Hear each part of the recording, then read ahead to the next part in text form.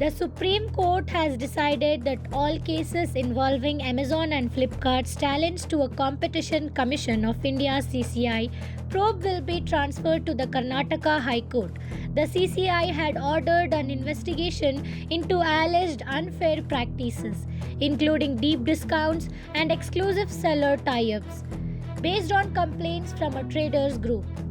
A bench of Justices Abhay S. Oka and Manmohan issued notice on the CCI's plea to transfer cases from various high courts to either the Supreme Court or the Delhi High Court.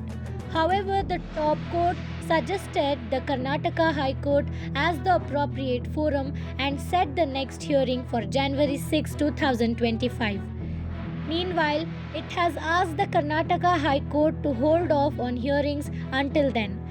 Amazon and Flipkart had initially challenged the probe by filing petitions in different high courts across the country.